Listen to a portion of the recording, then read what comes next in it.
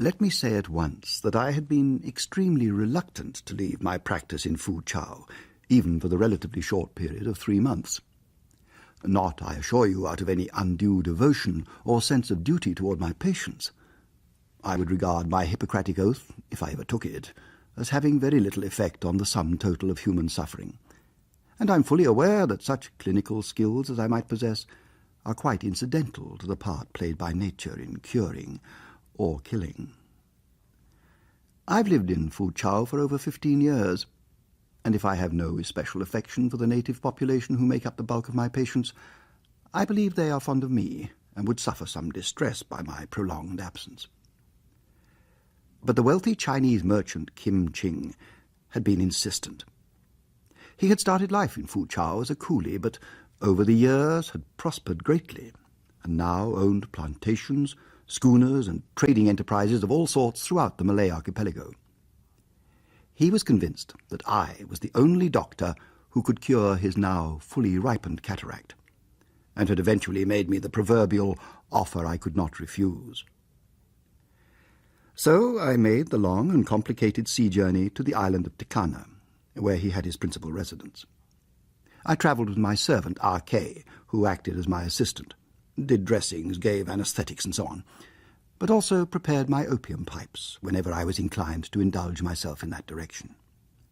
For I must tell you that I have been a moderate smoker of many years, having found in the drug an inestimable aid in cultivating that inner sense of detachment which should be the goal of every civilized human being. Thus it was, the operation completed and Kim Ching convalescent, that I sat on the veranda of his roadside store at peace with the world, which consisted of 6 chickens scratching in the dust and a mangy dog hunting for fleas. This is Kim Ching's, isn't it? Yes. Is he about? No, he's sick. Oh, bad luck. We can get a drink, though. Surely. Come on up, Fred.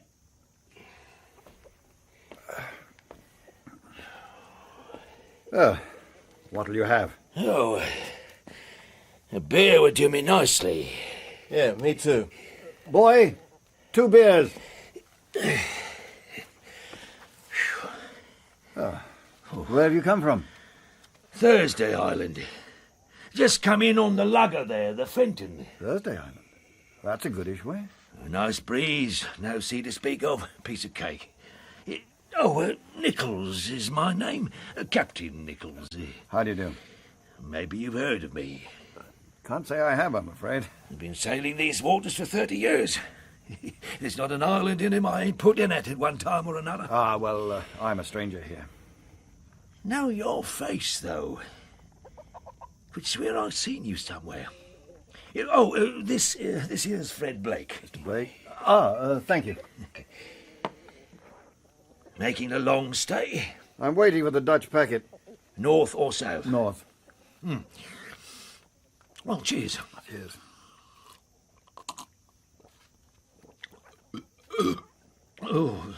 What did you say your name was? I didn't. You ask no questions and you won't be told no lies, eh? It's Saunders. Saunders, eh? You know a few people by that name, though. Whether it was theirs or not by rights, nobody knew but themselves. I can assure you it is my name. Oh, no offence intended. None taken. Tell me, though, what's the matter with Kim Ching? I was looking forward to having a bit of a chinwag with the old devil.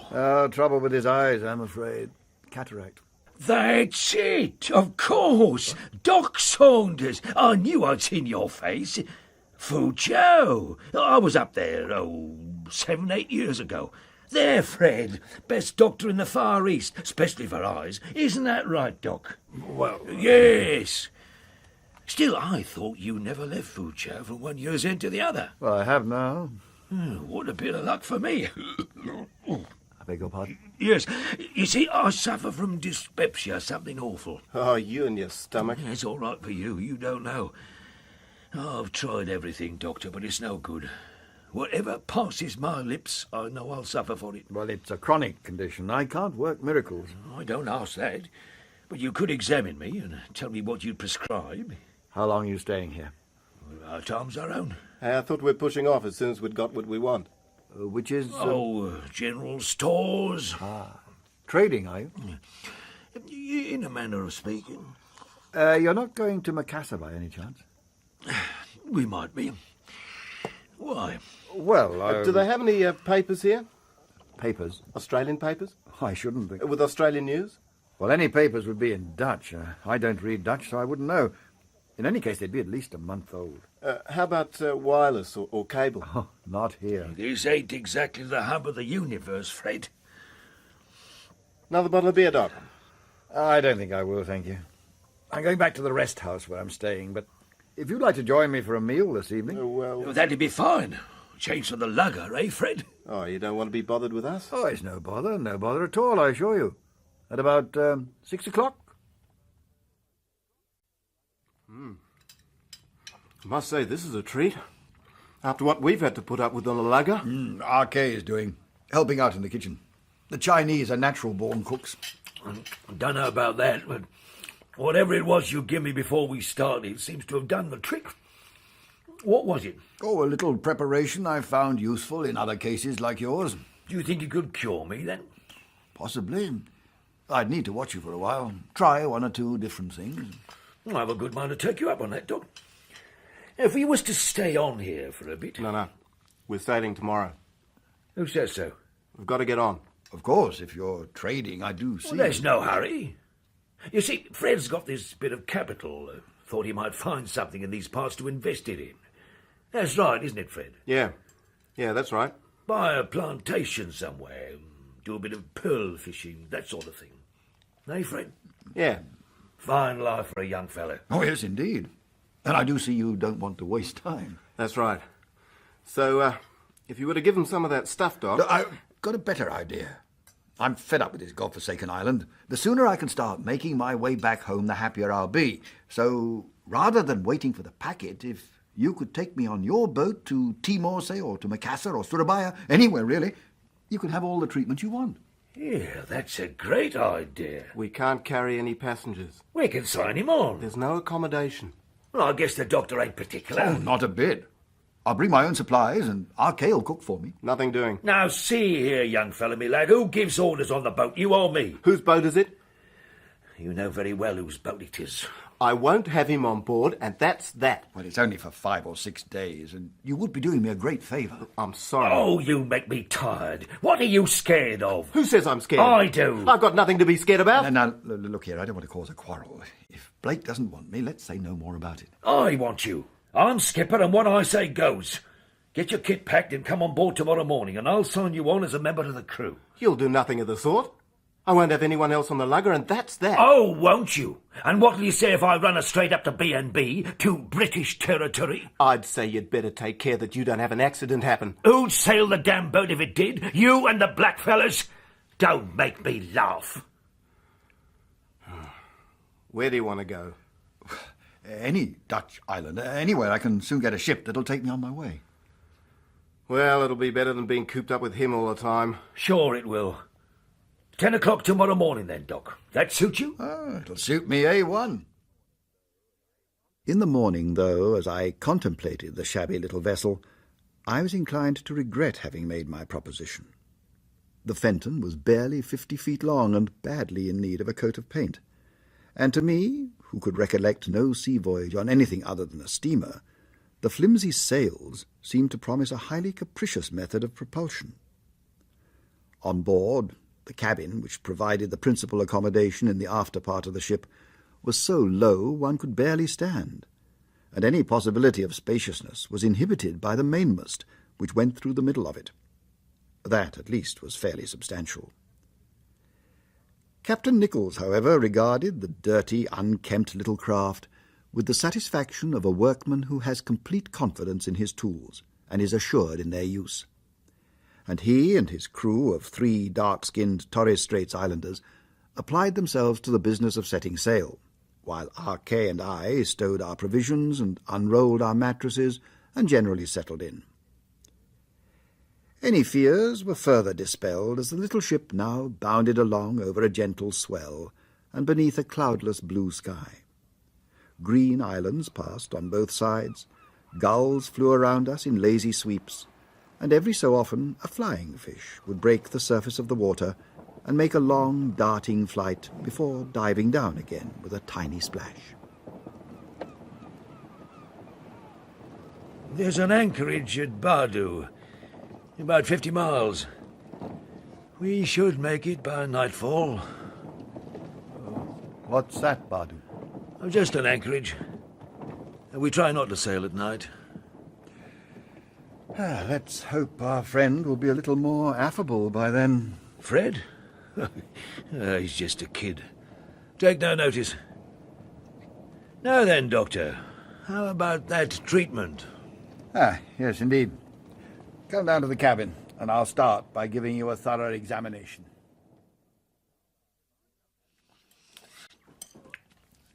If I don't have any pain after this lot, I'll admit you're a wonder, Doc. You won't have any pain. Might even say it'd be worth it if I did. Oh, this is good. I dare say R.K. lent his usual hand with the cooking. There, Fred. Looks as if we're going to do ourselves all right after all. Yeah, well, it's certainly better than what usually comes out of that galley. What did I tell you? Doc, I've been wondering, how come a chap like you settles in a place like Foochow? I like it there. But you studied in England, didn't you? Yes. I heard tell you was a specialist. A big practice in London and all that. Why, you mustn't believe all you hear. Ever go back to England? No. My home's in Foochow. I don't blame you. England's finished anyway. Too many rules and regulations. Like you've got to be in that, what do they call it? The medical register? You think I might not be in it? Well, I did hear tell... You must have confidence in your doctor, Captain. He can't do very much for you if you haven't. You wouldn't be here if I didn't believe in you, Doctor. Well, at least I've not seen much of the inside of jail. Yeah, what do you... That's a good one. No more have I, Doc. But don't forget, there's many a good man gone to jail for no fault of his own. Oh, true. And there's many a man as might have gone there if he hadn't thought a change of air would suit him. Hey, what the hell's so funny? It was a complete shot in the dark on my part. I knew nothing whatever about Captain Nichols. But if ever a man gave the air of having a whole world of villainy to hide, it was he. I wouldn't trust him an inch. But I understood him. And what's more, I liked him.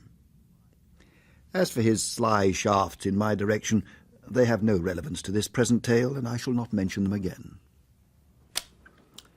15-2, 15-4, 15-6, 15-8, and a pair's 10 and a pair's 12, and 3's 15, and 1 for his knob, 16. If I'd had first lay, I'd have been there. Yeah, but you didn't, did you? So that's another 3 quid you owe me. I never knew anyone hold such cards. Yeah, well, you still got to be able to play 'em. Oh, don't give me that. Not having another game, then?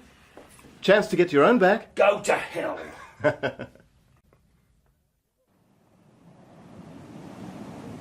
You look put out, Captain. Got the luck of old Nick himself. Mr. Blake? Mr. Bleeding Blake. Can't tell you how much he's had off me in the few weeks we've been on board. Why'd you go on playing with him if he wins all the time? I've got to get it back, what he's had off me. Nigh on 70 quid. That's a lot of money. I'll tell you what I don't know about cribbage ain't worth knowing. My luck's got to change, and then it'll be my turn. He's loaded, you know that? Yes, you said he was looking for an investment. Yeah, that's what I said. You mean it's not true? That's not the purpose of your voyage? No. Then what is? Look, Doc, you won't let this go any further, will you? Of course not. Well, it was back in Sydney, see? And I've got to say it, I was well and truly down on my luck. In the old days, I'd have been on the beach. But I'm a married man now, see? And the wife had gone into service, so that sort of kept things going. But for me, Well, it's no life to be dependent on a tight-fisted, mean, money-grubbing... Not been married, have you, Doc? No. You're wiser than you know. Yeah, I dare say. About Blake. Yes, well, I'm in this bar, and, all right, I'll admit it, hoping to scrounge a beer or two to pass the evening, when in comes this fellow, name of Ryan. Ah, Nichols! So, how's the world been treating you? Rotten. Still looking for a job, then? What's it to you? Well, I'd say that if a man like you hasn't a job, it's more by bad luck than bad management. And you'd be dead right. Well, that's going to change. I've a job for you myself. I'll take it. That's the spirit.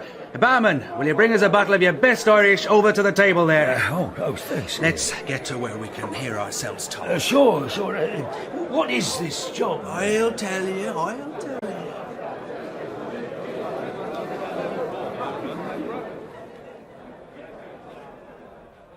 Right now, can you keep your mouth shut? Like a clam. Good. Now, what would you say to taking one of those pearling luggers? You know, like they have out of Port Darwin and round Thursday Island. I know. Taking one of them and cruising the islands Dutch New Guinea way for a few months. Sounds all right to me. Well, that's the job then. Yeah, but doing what? Trading? No. What then?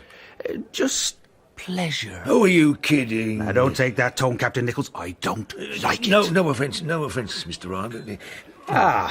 Thanks very much. Sup your drink, Captain. I'll tell you how it is. Well, cheers. Yeah. Now, there's this young fella, you see.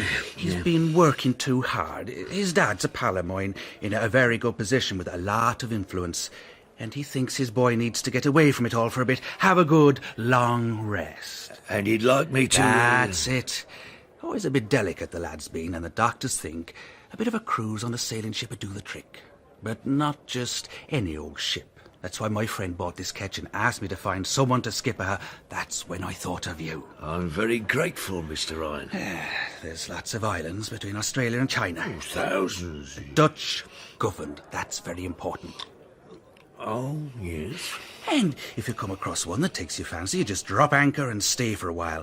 The important thing is the boy is kept quiet, away from where there's lots of people. I get you. And how long for, exactly? Well, it depends on the boy's health. 2, 3 months, maybe 6, even a year. It all depends. Yeah. And what do I get out of it? 200 quid when your passenger comes on board. 200 when you get back. You're on. Good man. Right then, when do you want me to sail? Now. Now? Tonight? Yeah, she's anchored a few miles up the coast. I got a car outside, we'll be there in no time. Yeah, but what's the hurry? The boy's dad's a big businessman. It's the way he always does things. Politician, is he? Now, why should you think that? I don't know. With an election coming up, he's sort of... Look, Mr. Nichols, don't you go thinking what you don't need to. All you have to do is to sail the ship and see the lad has a good rest far away from anything that might bother him. Yeah, of course. There's just one thing, though. What's that? The wife. If I don't come back tonight, she'll be making inquiries. I'll go and see her myself, explain everything. You will? Everything to her complete satisfaction. Yeah, and mine. Be quite something to get away from her for a bit. There's just one other thing, and this refers to now and later on. If you don't want a knife in your back, nor a bullet in your guts, you better not try any monkey business. Okay. So you see, Doc, it's all in confidence, like. You can trust me, don't worry. Ryan ain't the sort that makes idle threats. I'm sure. I take it your passenger was young Blake. To your right he was. He wasn't there when we got to the ship, but while I was checking the stores and the crew, they brought him on board. All dressed up he was. Blue serge suit, collar and tie. Not a bit like he looks now. Not as fit either, eh? Oh, don't you believe it? He was a picture of health. Jumpy, though. In fact, downright scared, I'd have said. Still, I kept my mouth shut, and Ryan paid over the dibs like he said. £200? In gold sovereigns. Now, you don't see them these days outside of banks, so whoever's behind it must be pretty high up. And, who do you think that is? I ain't saying. No hint from Blake as to what it's all about? Well, like I said, politics. He's connected with someone pretty high up, some minister. Son, nephew, I don't know. The government in New South Wales is a bit rocky just now. What with an election coming up, the least little thing and they'd be out. Some sort of scandal, then. Reckon that's it. Is there anyone in the government called Blake? Blake's no more his name than it is mine. But whoever it is, needs young Fred out of the way till it blows over. I don't matter anymore. What is it you think he's done? Murder, if you ask me. He's only a boy. Old enough to hang.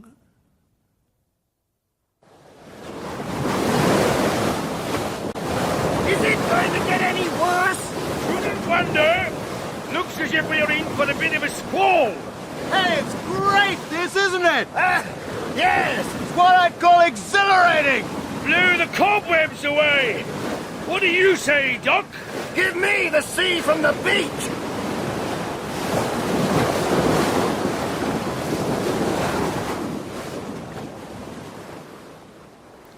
Captain Nichols had come into his own.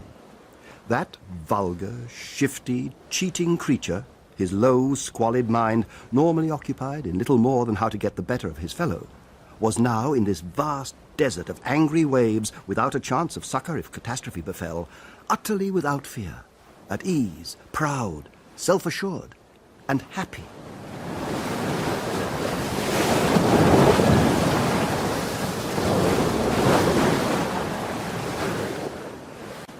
And still it blew.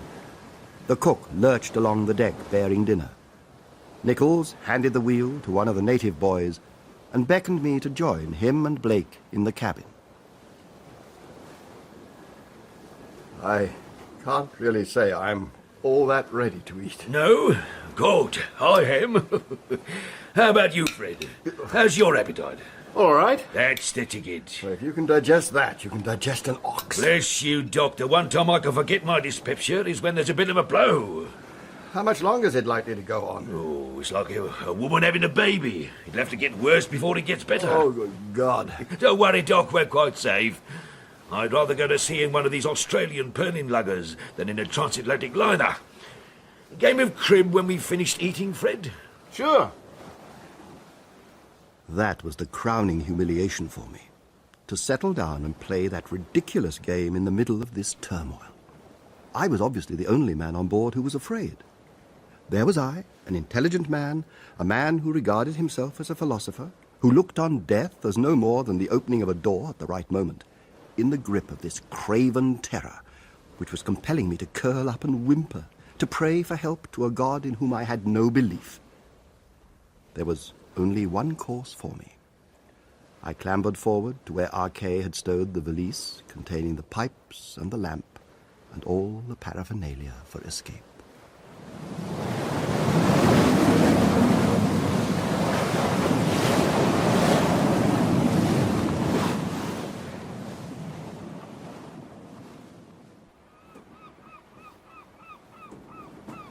Morning, Doctor. Morning. You're up early. Yes, I'm relishing this unaccustomed tranquility. We lost a dinghy during the night. I'm not surprised. The jib was ripped to pieces too. You came up on deck. Did you stay there? Yeah, I thought if we found it, I'd sooner be in the open. And you weren't afraid? Nah, if it's coming to you, it'll come. There's nothing you can do about it. Yeah, I was terrified. Yeah, Nichols said you were. He thought it a hell of a joke. Yes, I remember thinking myself how funny it was. That I, at my age, with so much less to lose than you, should dread losing it so much more. Hey, if you were so scared, how could you think it all? Ah, it was my body that was scared. My mind was clear as crystal. It was?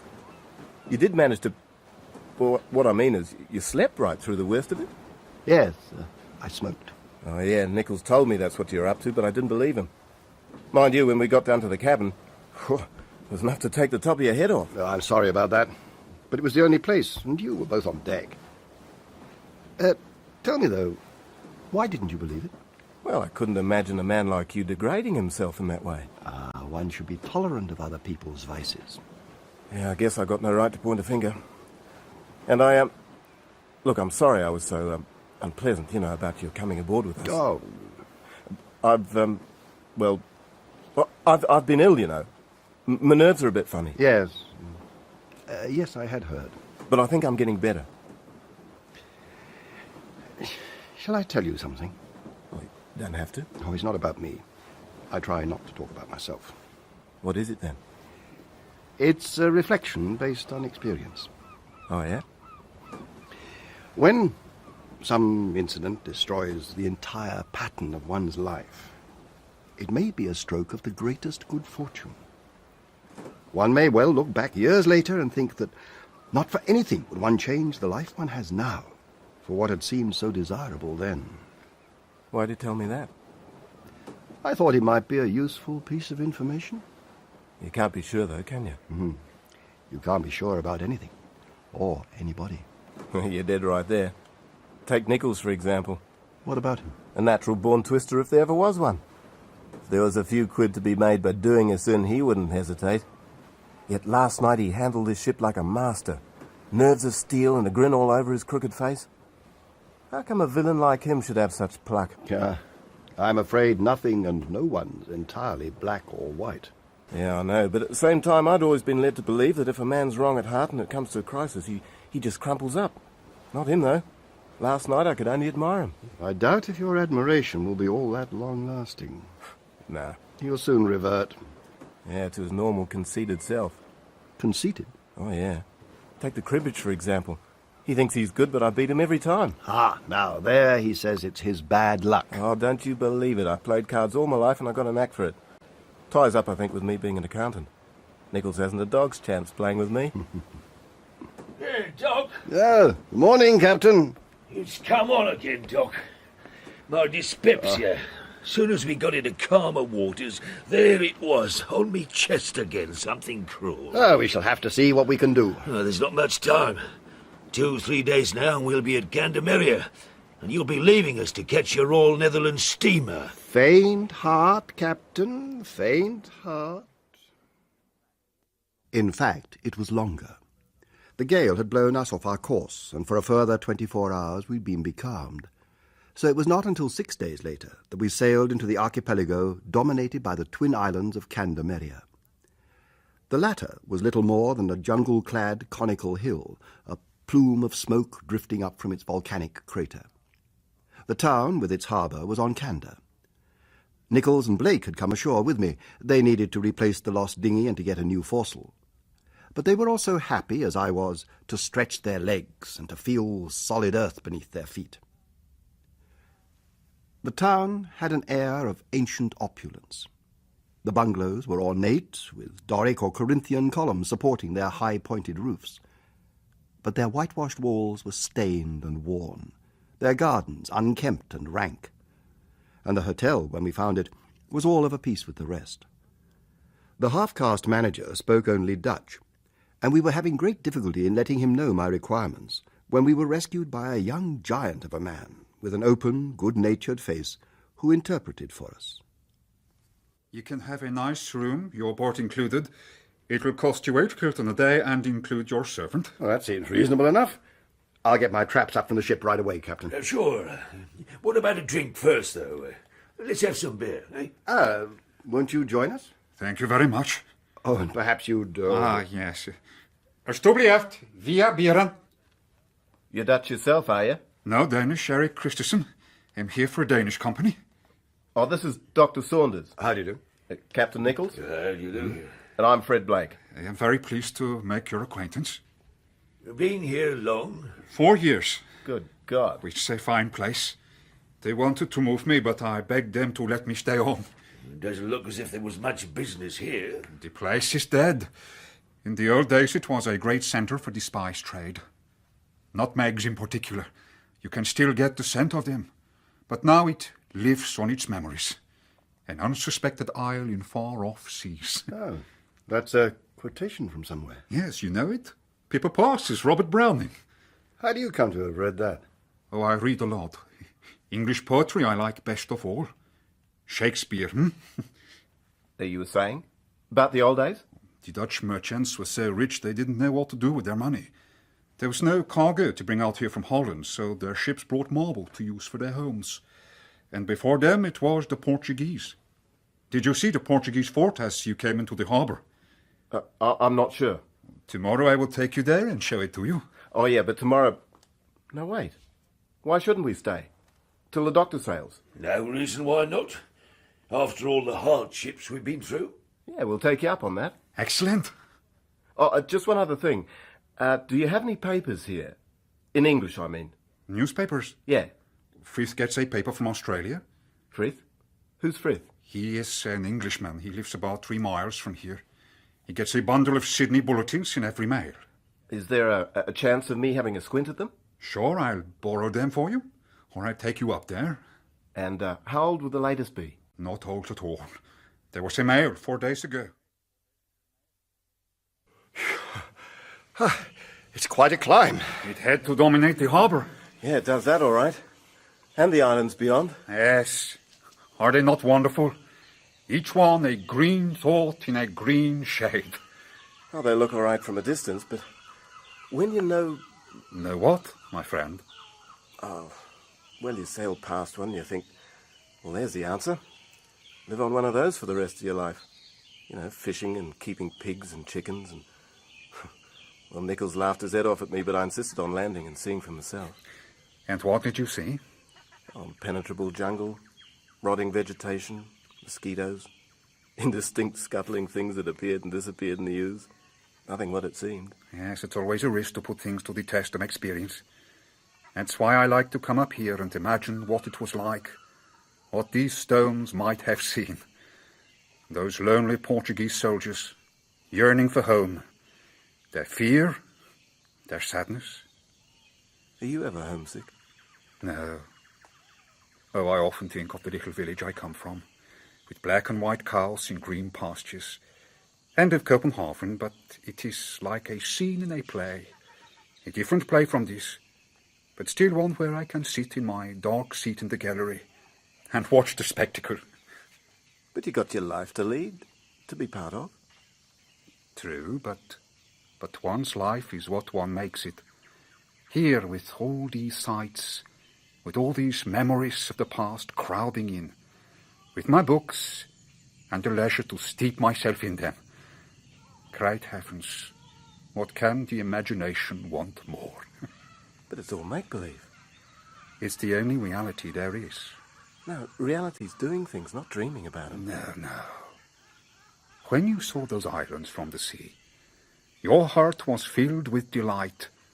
When you landed on them, you found them dreary, frightening jungle. Which was the real island? Which are you going to treasure in your memory? Oh, that's bloody rubbish, mate. Look, thinking the earth of something and then discovering it's a washout, well, that's no good, I grant you, but you have to face facts. Where do you expect to get to if you don't take things at their face value? To the kingdom of heaven.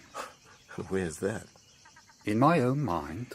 I hate to intrude on these philosophical deliberations, but I feel bound to tell you that I am suffering the pangs of thirst. I also.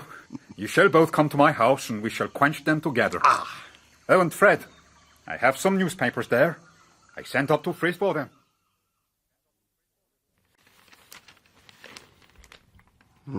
Anything of interest? In the papers?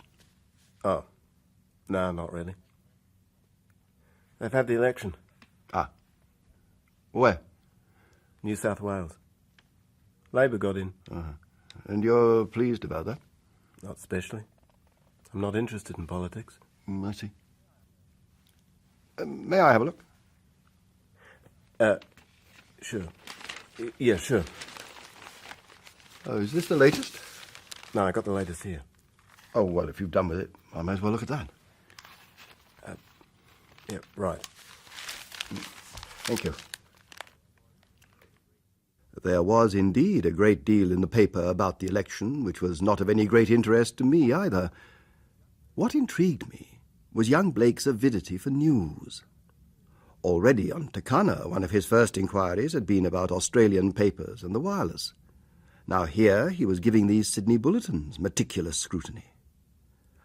I recalled Nichols' suggestion that murder lay behind his present voyaging, and it was some hint in that quarter that I now sought. A couple of murders were mentioned, but in one the murderer had confessed, and the other had occurred well after the date of the Fentons' departure.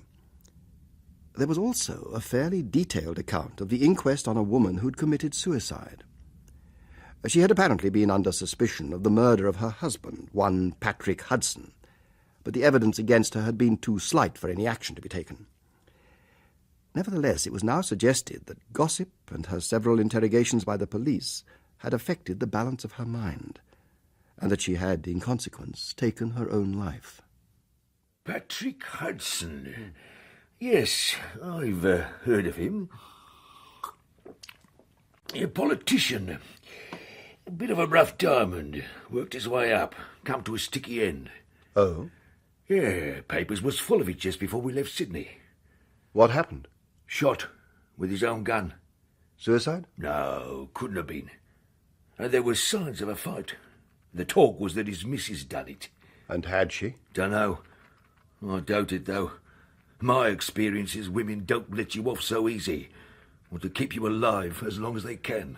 A lot of women have murdered their husbands. Only by accident. They get careless and go too far. But they don't mean it. Not them. Hello there, Doctor. Morning. Want some breakfast? No, thanks. Had it hours ago down by the harbour with Eric. Eric? Christensen. Ah. You know, the Danish chap. Oh, yeah. He says the Englishman, Frith, would like us to go and visit him this afternoon. You and me and Nichols. That's all right with me. Eric will take us up there. You know, he's a funny bloke. I'm not sure that he's all there. Why do you say that? Well, the way he's going on. What about? Shakespeare, mostly. All a lot of bunk as far as I was concerned. But he couldn't really tell him to shut up. Well, I suppose it is a bit odd to find such an enthusiast for English literature in a place like this. Yeah, you get these literary and artistic sort in Sydney. Women, mostly. Talk about books and all that, and then before you know where you are, they're trying to get you into bed with them. Really? Yeah. But he wasn't showing off or anything like that. You know, he's really keen on that stuff. Hey, he's going to lend me Othello to read. You've read it, I suppose? Oh, many years ago. You know, it's funny, but when he was spouting great chunks of it, it sounded quite exciting. He may be crazy, but I wish there were a few more like him. You seem to have taken a fancy to him. Well, you can't help it. He's absolutely straight as a die. Sort that you'd trust with everything you got, your life even. Yet at the same time, you know, great hulking fellow that he is, you feel that you want to take care of him. Yeah, it's funny. What about this Frith chap he's taking us to see? Oh, he's got a plantation. Cloves or nutmeg, I forget which. He's a widower. Lives there with his daughter and his old father-in-law, name is Swan. I'm afraid it's only the nutmeg that's in any way profitable these days. These shorter ones are the nutmeg trees. Yeah, powerful scent, that. The trade is just about enough to support the three of us. The plantation actually belongs to my father-in-law, Jack Swan, the old man you saw. But it'll come to me, and in due course it'll belong to my daughter. And here she is. Ah, Louise. I've just been having a bathe in the pool, Father. These are Christensen's friends. This is Fred Blake. I told you about him. How do you do? Delighted to meet you. Dr. Saunders? Miss Frith? Nichols. Captain Nichols. You'll stay with us for supper? Yeah, thank you. Splendid. We see few enough people here, especially fellow countrymen. Absolute martyr to it, I tell you. Oh, you're very good health. I can't say I've ever had any trouble with my stomach. It's rheumatism I'm plagued with. It can't be worse than dyspepsia. I'd be a rich man now if it wasn't for that. Well, money isn't everything. Oh, I'm not saying it is. I'm just saying... A drop of scotch for you, Swan. You know I can't abide the stuff, George. Give me my rum and water as usual. Scotch, it's been the ruin of the Pacific, Scotch has. If they'd stuck to rum and to sail, things wouldn't be as they are now. You got a point there, right enough. And if you haven't done your time before the mast, you've got no right to call yourself a seafaring-man either. I've done pretty well everything. I was captain of a schooner in the slave trade. Oh, blackbirding, eh? Nice bit of money to be picked up that way. Yeah, I've had money in my time, eh, George? So I've heard. Like I was saying, we had a bit of rough weather on the way here. And Rough weather?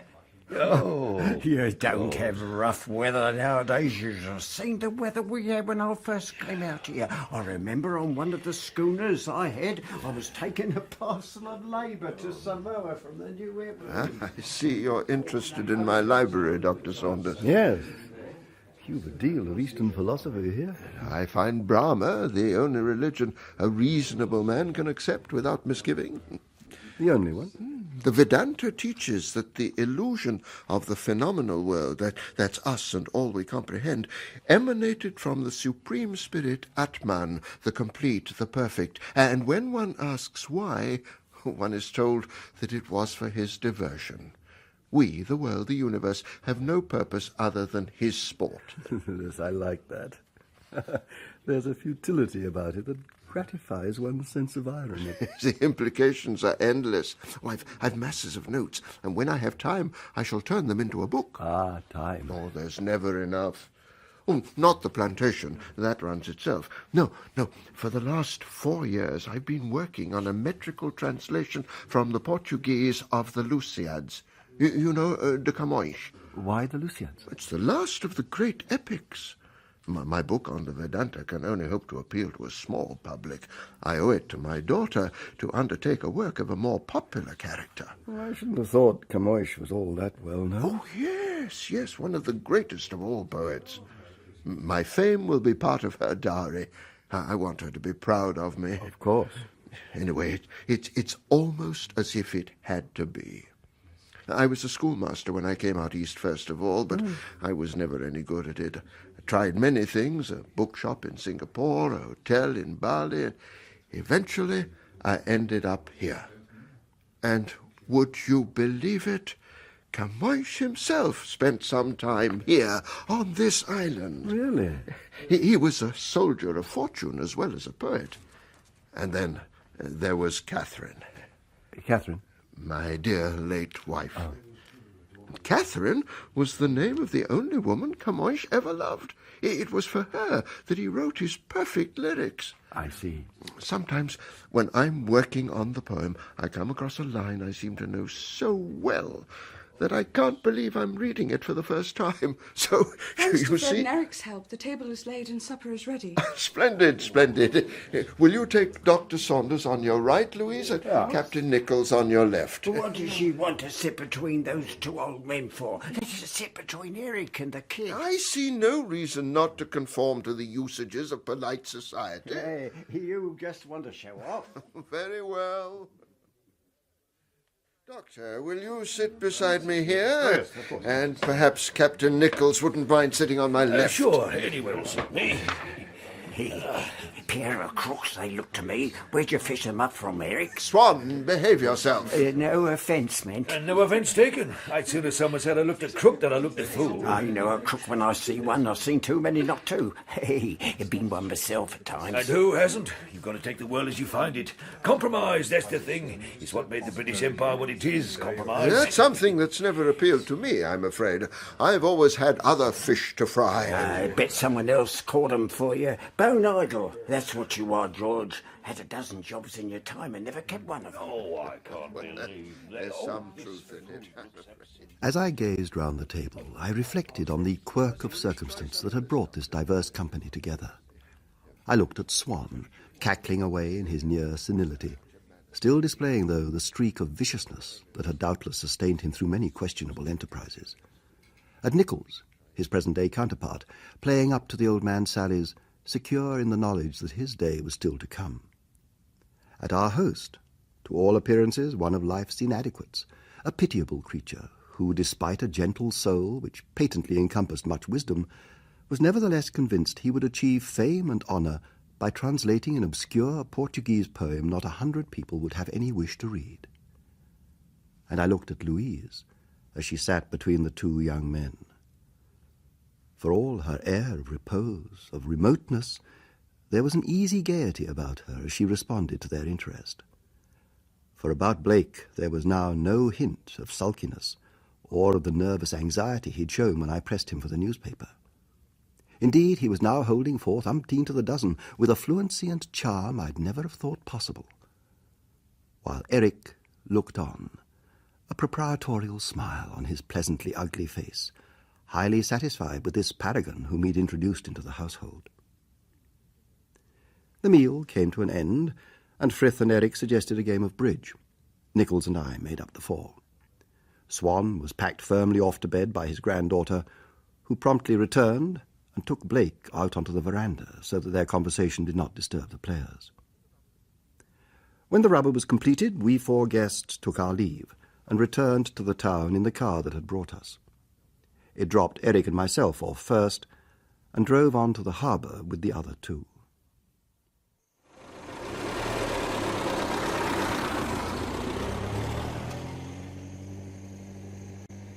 It's quite early yet. Would you like to come to my house for a nightcap? Yes, why not? And the stroll will be pleasant after that old bone shaker. Tell me about Mrs. Frith. Catherine? She died last year. Heart disease. You knew her? Oh, yes. A wonderful woman. She was like a mother to me. I used to spend all my spare time up there. And when I was afraid of abusing their hospitality, she'd come down and fetch me herself. How did she come to marry Frith? She was here. He came here. He fell in love with her and she with him. As simple as that? Yes. Were they happy together? Oh, yes. Swan didn't like him much. Still doesn't, but she thought he was wonderful. And was quite content to go on running the estate while he stayed with his books, reading and writing and making notes. Oh, a rare woman indeed. When she knew she was dying, she made Louise promise to look after them both, and she made me promise to look after Louise. Ah. It is Louise who has run everything since her mother died. She's very young.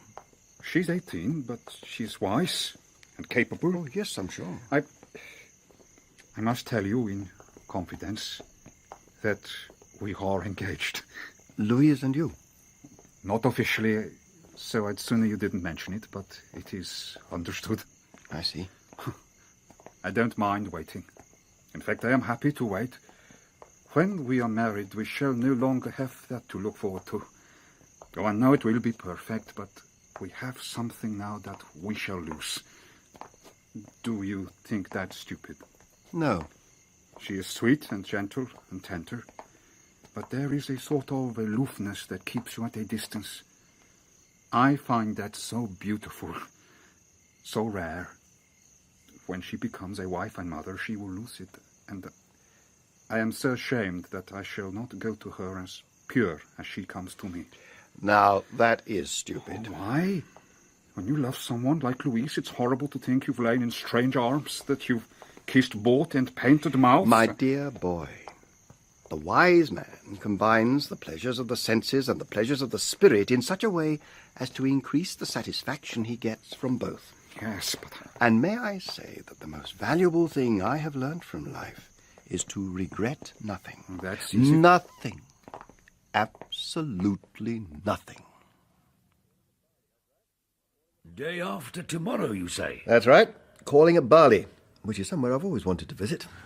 Oh, well, I've got to say it. I'll miss you, Doc. Oh, come on. Your indigestion's well on the mend. Well, the pain's a lot less, I'll give you that.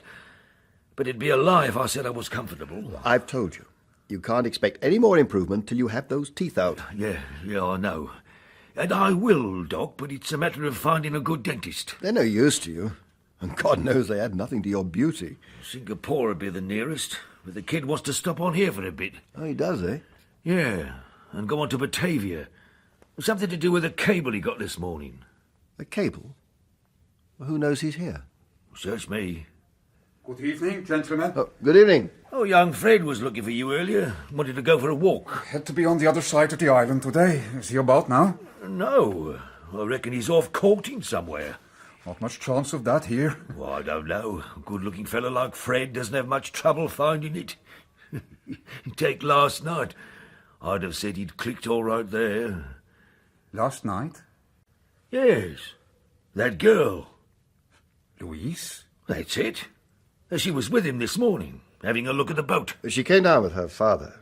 He brought some of his manuscript for me to read. Perhaps they've asked Blake up to supper again. He had his supper on the Fenton, doled himself up something fierce, and then went off. I'll go down there. Maybe he's back. He won't be. He wouldn't be at Frith's as late as this. It's past 11 and they go to bed at 10. Maybe he's gone to bed too. What do you mean? I mean, she looked as if she knew a thing or two. It wouldn't surprise me if the two of them wasn't nicely tucked up together at this very moment. And very nice too. One shouldn't judge others by oneself, Captain. Even if one is a mangy cur. What's he so upset about? Sweet on the girl himself, is he? You took a great risk there, Captain. Well, if someone else has been there, it means there's a chance for him, doesn't it? You know, you're one of the dirtiest tykes I've ever met. Really? Well, that's a compliment in a way, ain't it? The funny part is, you don't like me any the least for it. Birds of a feather, Doctor?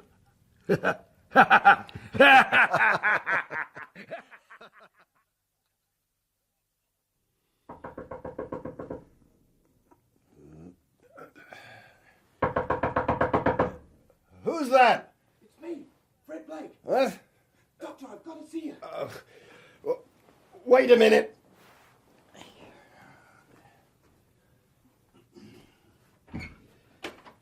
What on earth's the matter? You must come to Eric's house at once. There's been an accident. An accident? Yeah, Eric shot himself. I've just come from there. All right, just let me get dressed. He's dead. Are you sure? Yeah, quite sure. Well, in that case, what good can I do? Oh, look, he can't be left like that. You must come and see. Keep your voice down. Come in. Doctor. There's blood on your hand. It's Eric's. Look, be careful. Don't get it on your clothes. Come over here. We'll wash it off. Look, we can't leave him lying there. Look, you're in a foreign country and the Dutch authorities are not the easiest to deal with. But are you sure you want them asking all sorts of questions? Perhaps cabling Sydney? Look, I don't care. Did anyone see you? At the house? No. What were you doing there anyway? I had something to say to him that couldn't wait. He did do it himself, I suppose. What? It wasn't you that shot him. Me? Oh, for God's sake, I wouldn't have hurt a hair on his head. If he'd been my own brother, I couldn't have thought more of him. Then what's it all about? Now, come on, you better tell me. It's that girl, Frith's daughter. Louise? Yeah.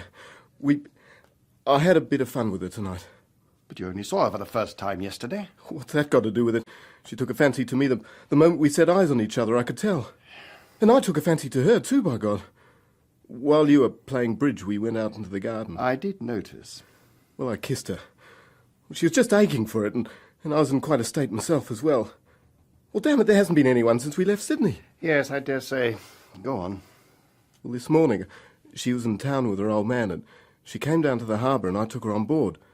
But that damn old Nichols was hanging around all the time, so I said that I'd go up to the plantation tonight after they'd all gone to bed. Well, she said no. But sure enough, when I got there, she was waiting for me, and God, it was great. Oh, you can spare me the details. Well, at last she said I'd better go, so I got dressed. All but my shoes, so as not to make a noise crossing the veranda from her room. And I just nipped over the veranda rail when somebody grabbed me. It was Eric. He just lifted me up as if I was a little kid. And then when he saw who it was, he socked me on the side of the head, which practically knocked me out. And then he went striding off at 100 miles an hour. And you? Well, I was in a hell of a state. What with the shock of him being there and wondering whether Louise had heard anything, or anyone else for that matter, well, not to mention the blow on the head. Well, I just lay there, and then I thought, I must explain to him. Explain to him? Yeah. Well, anyone else, I wouldn't have cared, but I couldn't stand the idea of Eric thinking me a damn swine. I mean, he's 1 in 1,000. You know, so thoroughly decent, and... Well, do you see what I mean? Goodness, yes. What a shattering dilemma. Look, if you're going to be like that... Oh, get on, man, get on with it. Well, in the scuffle, I'd lost my shoes. By the time I found them, there was no sign of him. Still, I reckon that at that time of night he'd be making for home, so that's where I went. I had to put myself right with him. Tell him that I was really quite keen on the girl. And after all, well, it's only human nature, isn't it? Oh, yes. His house was in darkness, but the door was unlatched, so I went in, and I called out, but there wasn't any answer. And I thought, well, what the hell, I'll leave it till tomorrow. So I turned to go, and God, I almost fell over him. I struck a match and I saw... Well, the whole side of his head was all... It was all one bloody mess. And Steady. When I lit the lamp, I saw that he was holding a revolver. And I touched his face to see if he was alive, but... Well, he couldn't have been. Not with that wound. And... Oh, Eric, I mean, what the hell could have made him do it? He was engaged to Louise. What? Not officially announced, but understood. He never told me. I suppose he thought it was none of your business. God, the damn bitch. If I'd known that, I wouldn't have touched her with a fag end of a barge pole. No, it can't be true. It can't be. He told me so himself. Well, then why didn't he kill me or her? Why kill himself? Curious, isn't it? God, I wish he had killed me. My old man said I was no damn good. I make trouble wherever I go. It was only this morning that I thought things had changed, that I was going to get another chance. Another chance of what? Well, there was a cable for me, and I'd let them know where I was. Do you know what it said? How could I know? It said that I died of scarlet fever in Sydney 2 weeks ago. I'm afraid I don't quite... Oh, look, there's been an epidemic there. But the election's over and the government are in again with a thumping majority, so Father's all right. No trouble in organising it so that some poor anonymous wretch gets buried in the family grave under my name. Ah, now I think I'm with you. Yeah, I can just see him with a black band round his arm, putting on a brave face. What was it you did? I killed a chap. Oh, well, I wouldn't tell too many people if I were you. Well, you take it pretty calmly. Have you ever killed anyone? Only professionally. If only you knew what a relief it was when I got that cable. An end of the running. Forever being on the lookout for someone to nab me. You know, the first time that I saw you, I thought you were a detective. And now this... Oh, there's a curse on me, I think. Oh, don't talk rot. What am I going to do? I mean, what am I going to do? You won't believe this, Doc, but when that girl and I were lying in each other's arms, I even thought, well, why shouldn't I marry her and settle down here? There's a letter and some money for me at Batavia, and I could sell the boat, and well, then maybe I could go into business here, in partnership, in partnership with Eric. Well, you can't do that now, but you could still marry Louise. After what's happened? Oh, God, I hope I never see her again. Well, whatever you're going to do in the future, for now you'd better get some sleep. Sleep? How can I sleep? Well, I certainly mean to. Come, I'll give you something. Thanks to my shot of morphine, he was still peacefully sleeping when I went along to breakfast next morning. There was no doubt, though, that when he awoke, it would be to a sense of grief and desolation that from now on would always be with him. For he'd fallen victim to a rare manifestation of pure goodness in a human being, and the thought that he had contributed to that individual's destruction would haunt him to his dying day. Mind you, I was interested to note that when at length he joined me at the breakfast table, the events of the night appeared not to have had too restrictive an effect on his appetite. It was while he was tucking in that the manager ushered a Dutch official in a smart white uniform over to our table. I am sorry to tell you that a Danish trader called Christensen has shot himself. Christensen? The big fellow? Oh, dear. The manager tells me that he visited you here last night. That's right. Was he sober? Oh, yes, quite sober. Did he say or do anything that might suggest he would do away with himself? No. Of course, I didn't know him very well. I only arrived 3 days ago. I'm waiting for the Princess Juliana. Yes, I know. But you may have been the last person to see him alive. I'm sorry, I can't help you. And this gentleman? He wasn't here. Well, it looks as if it's the old story.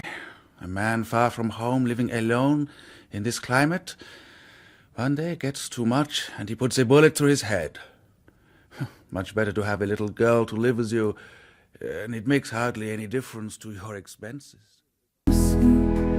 Squirrels chatter, rabbits peek, in this world of wonder that you seek, you see.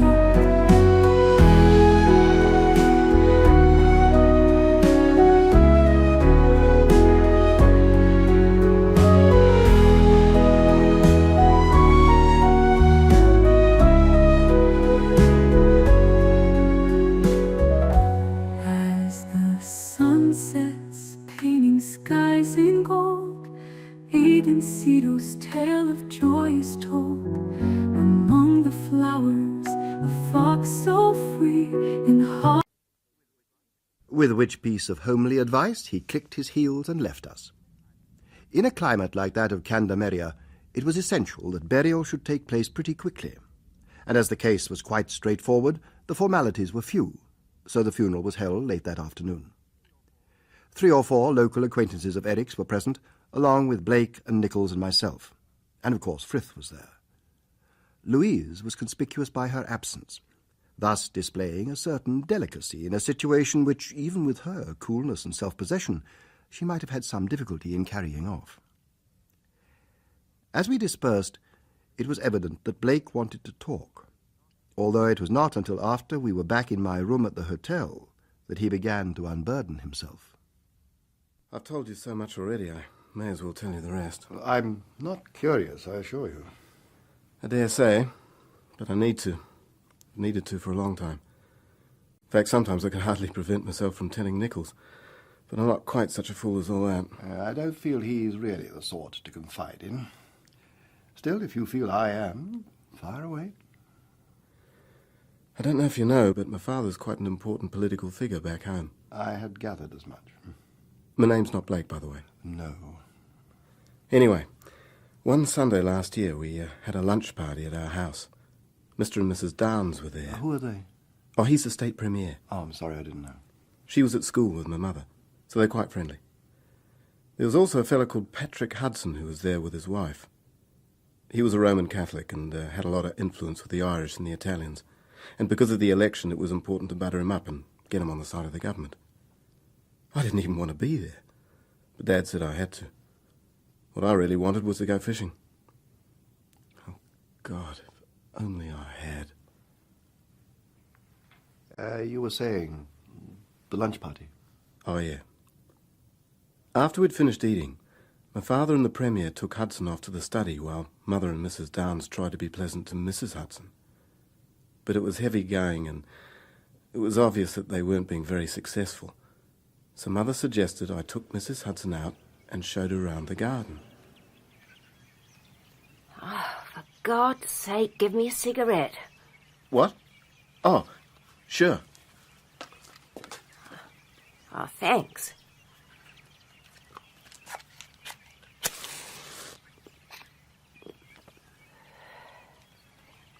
You know, you're a very good-looking boy.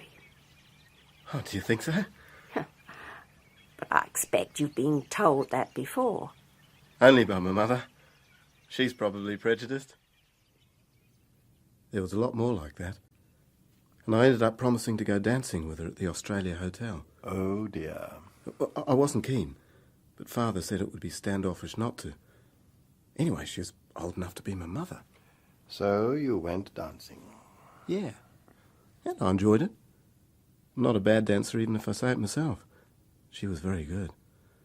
But there are ways and ways of dancing, and it didn't take me long to see what she was up to. Still, I thought, if it gives her any pleasure, well, why not let her have it? So one thing led to another, and my God, she was hot stuff.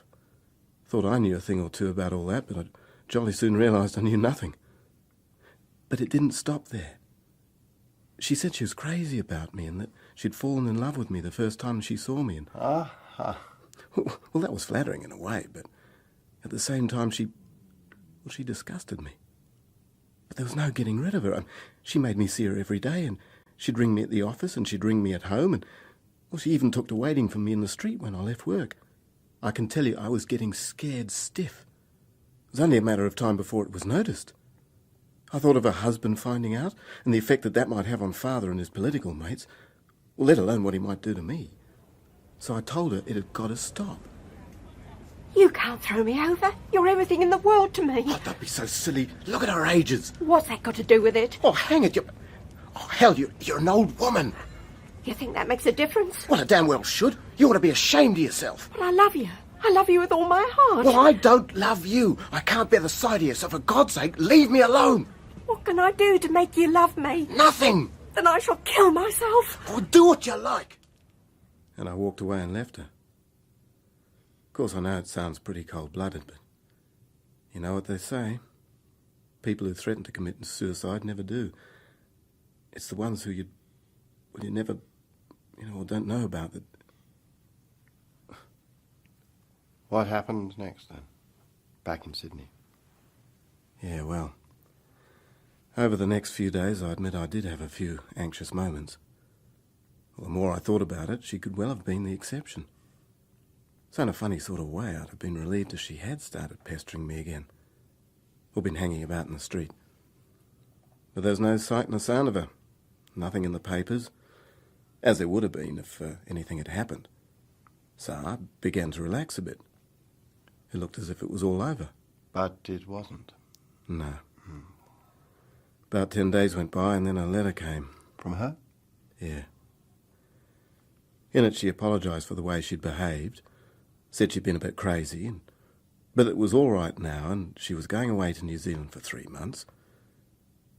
And then she went on to say that her husband was going to be away that night and would I pop in for a few minutes to say goodbye. Well, the letter was so calm and sensible, I thought, well, why not? After all, well, it's the least I could do. It's doctor's orders, actually. How do you mean? Well, I've these friends in Auckland, and I got the doctor to say a change and a rest would do me good. So I'm going to stay with them for a bit. Oh, I see.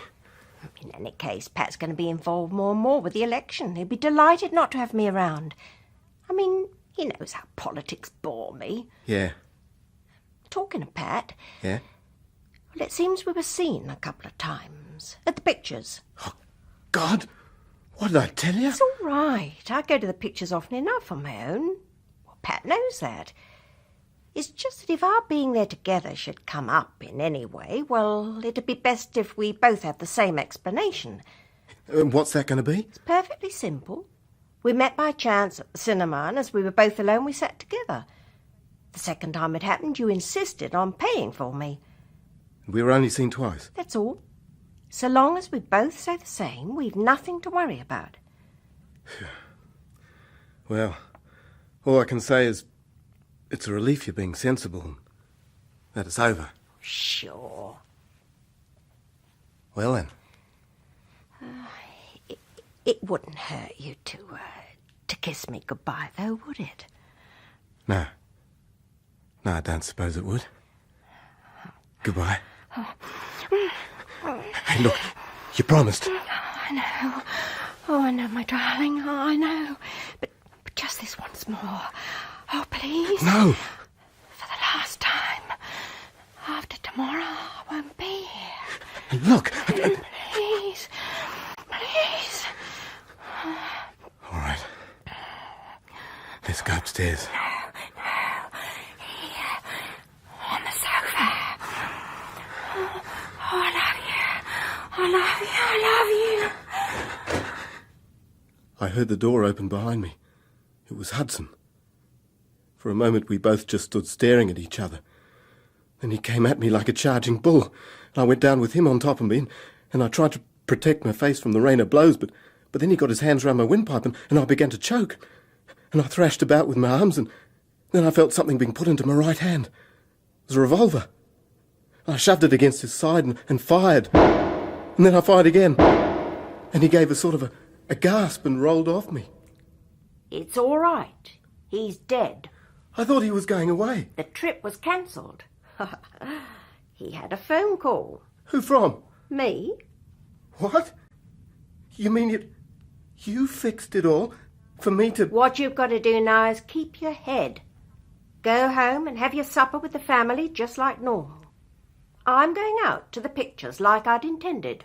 You're crazy. Oh, no, I'm not. I know exactly what I'm doing. And you'll be all right if you do what I tell you. But... You won't need to say a word to anyone. Leave it all to me. No. No. Don't you forget, if it comes out, you'll hang. Oh, but don't worry, my darling. You've got nothing to be afraid of. I won't let them touch a hair of your head. You're my property, and I know how to look after what belongs to me. Oh, my God. And when it's all over, we'll be married. My God. My God. You didn't really think I was going to give you up, did you? Presumably, though, you didn't keep it to yourself. No.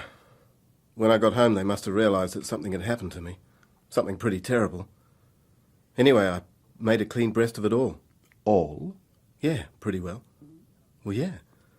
And I had shot him in self-defence. Oh, thank God Florrie had the revolver there and put it into my hand. Where had it come from? Dunno. Maybe she took it off him. Maybe she had it ready. But it was self-defence. So, you told your parents? Yeah. My mother, needless to say, was terribly upset. She started weeping, and well, I was pretty near tears myself, but Father shut us both up. He was furious, of course, that I should have got myself into that situation, but well, to a certain extent it was his fault. I mean, if I'd gone fishing that day, then... Yes, quite so. Maybe that's why he didn't actually explode. Still, he's not a lawyer for nothing, my dad, and he made me go over it all again in every detail.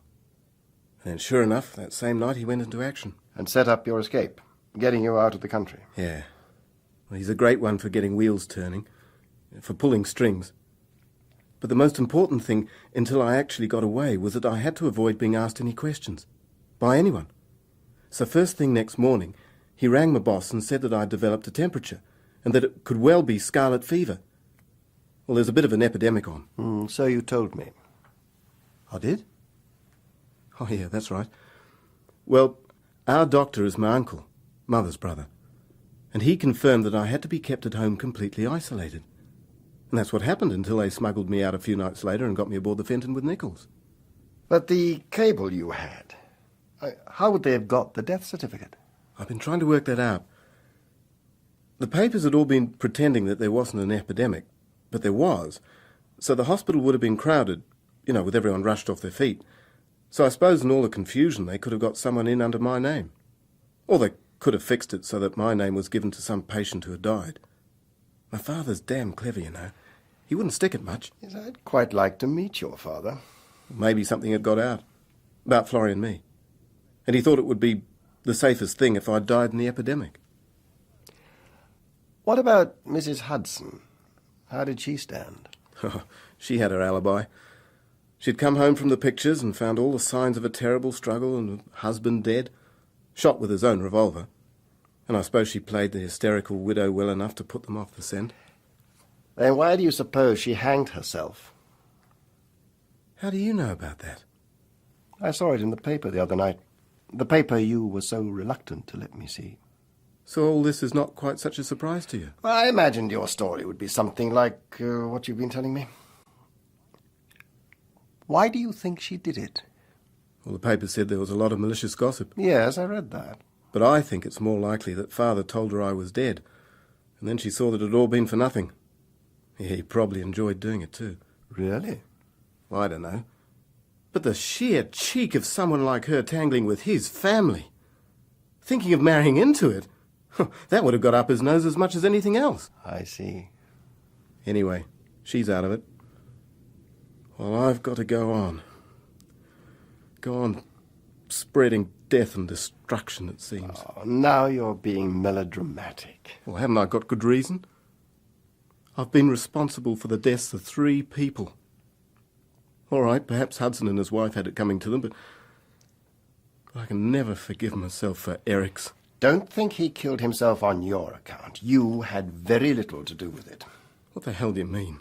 He killed himself, my dear boy, because he couldn't survive the shock of discovering that someone he'd endowed with every quality and every virtue was, after all, human.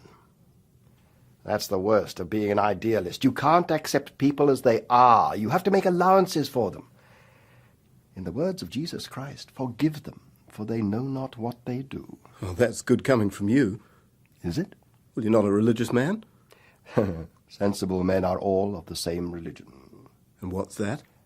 Sensible men never tell. What do you believe in? I believe in nothing but myself and my own experience. And that's all? What else can I be certain of? But that's so narrow, so bound in, so limited. As someone said, I forget who, short is man's life, and narrow the corner of the earth wherein he dwells. But surely you're justified in expecting more from life, in making demands on it. You feel you can, in spite of all that's happened to you? Yeah? Well, good. Only be careful not to ask more than life can give. But if you've got no faith and no hope, what in God's name have you got left? Resignation. Resignation? What the hell with that? That's the refuge of the beaten. No, I'm not willing to accept evil and ugliness and injustice, to stand by while the good are punished and the wicked go scot-free. If life means that virtue is trampled on and honesty is mocked and beauty is fouled, well, then to hell with life. Yeah, I think you'll feel different in a day or so. Well, no, I shan't. You can sneer, but I shan't. I'm not sneering. Smiling, perhaps. It's the same thing. Oh, no, it's not. Have you never heard that the only gift of the gods that man does not share with the beasts is laughter? What about it? I have acquired my resignation by the help of an unfailing sense of the ridiculous. Well, bully for you, Doctor. Laugh, then. Laugh your bloody head off. The Fenton sailed with the dawn the following morning. The Princess Juliana was not due until the late afternoon. As it would have seemed uncivil of me to leave without saying good-bye, I took the opportunity of going out to Frith's plantation. I was ushered into his study, an unbelievably cluttered room at the side of the house.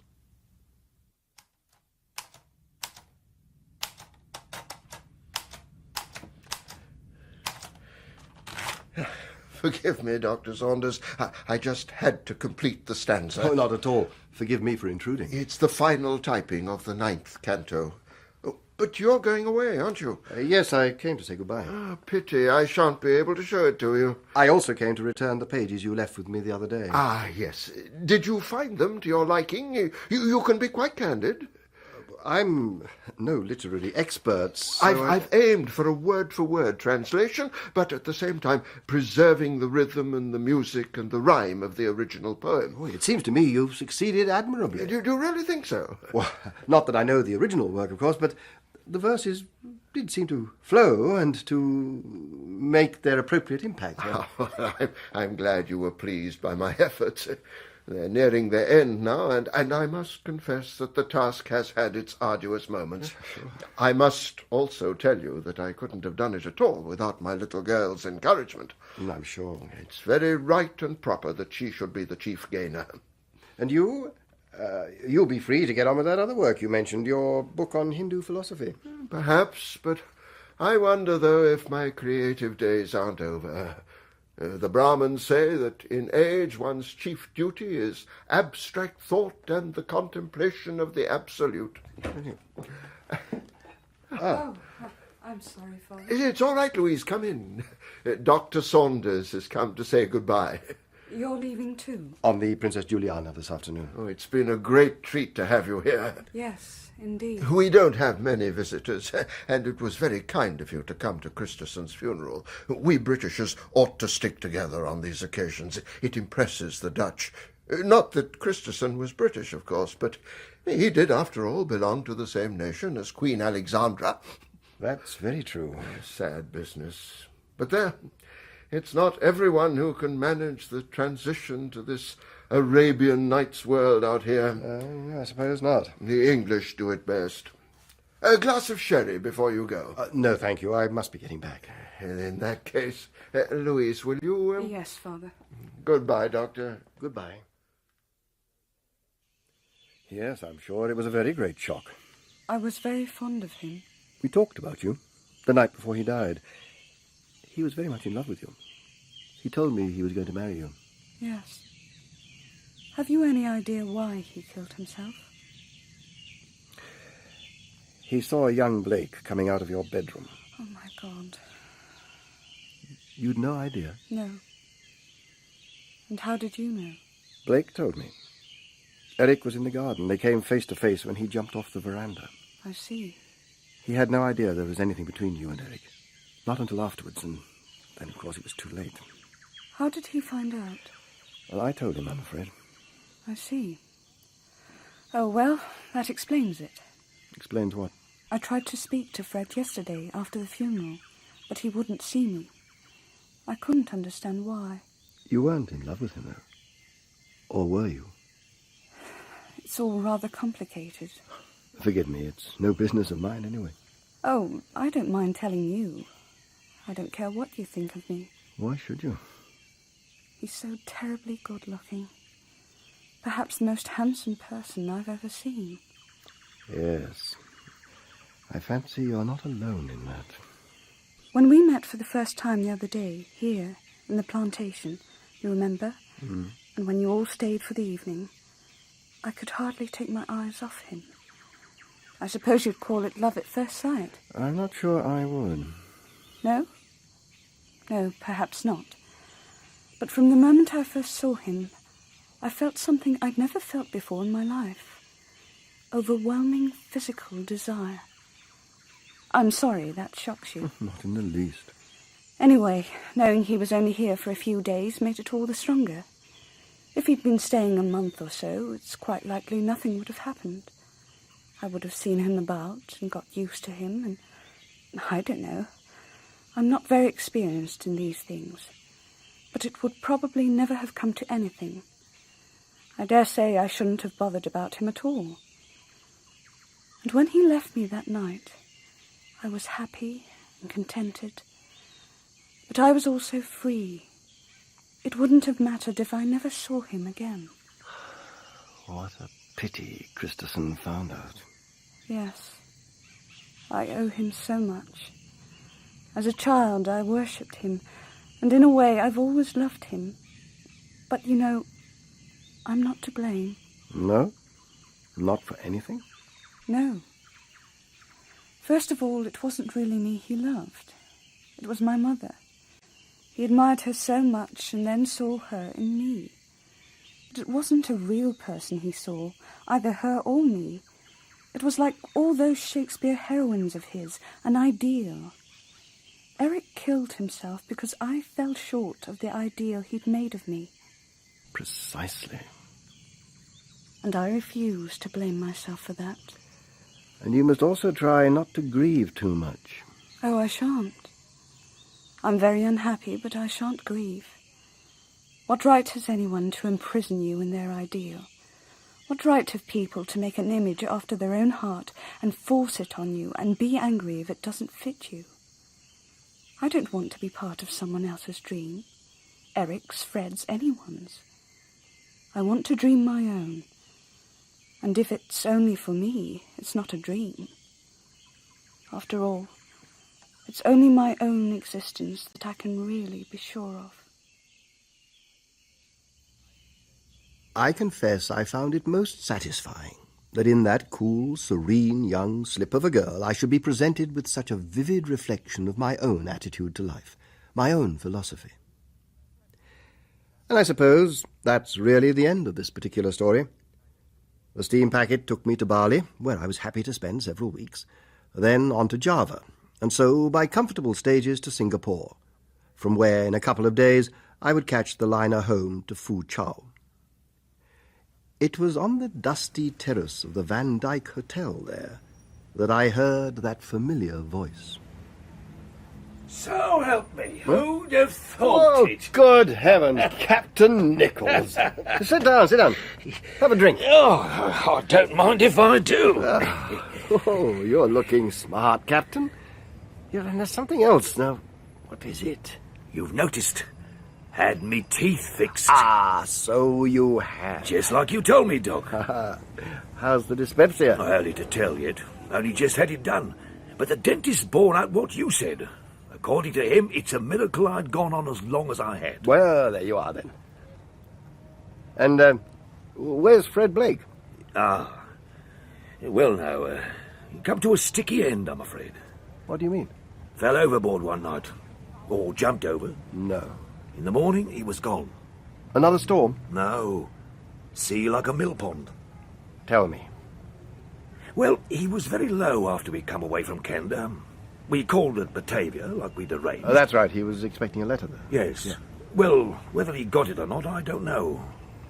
Anyhow, a couple of nights out of there, he started drinking heavy.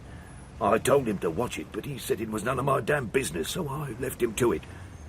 And in the morning, he was gone. And no one saw anything? You? The crew? No. And what's more, it puts me in a very awkward predicament, I'll tell you. I mean, I'd been charged to look after him, hadn't I? And they still owe me for that. And then there was the cribbage. The cribbage? What has that got to do with it? We played a lot more after we left you, and damn it, he still went on winning. In the end, he had every penny I had to me name off for me. Ah, your luck didn't change then. It wasn't luck. I'm a better player than he was any day. I'd never have taken him on, let alone double the stakes if I hadn't been certain of that. So there must have been something fishy going on. But when I opened that strong box of his... You opened his strong box? Well, I had to, didn't I? After the accident. To see if there was an address or anything to tell his sorrowing relatives like. Yes. But would you believe it? It was as empty as the palm of my hand. Oh, bad luck. The dirty little dog had his money in his belt, and he'd gone overboard with it. If I hadn't been able to sell the lugger for a few quid, I'd be high and dry, and no mistake. Oh, well, at least you've got something out of it. I never liked him. Not from the very beginning. Crooked he was. Well, he must have been. Stands to reason. You didn't by any chance happen to help him on his way? Eh? I mean, you didn't know he had the money in his belt. Did he jump, or was he pushed? Now, look here, Doc. That's a slanderous suggestion, that is... Oh, but of course. You're joking. Ain't you? Am I? Yes. Yes, perhaps I am. The Narrow Corner by W. Somerset Maugham was dramatised by Geoffrey Seagull and starred Gerard Green, Owen Scott and Douglas Blackwell. It was directed by Graham Gold.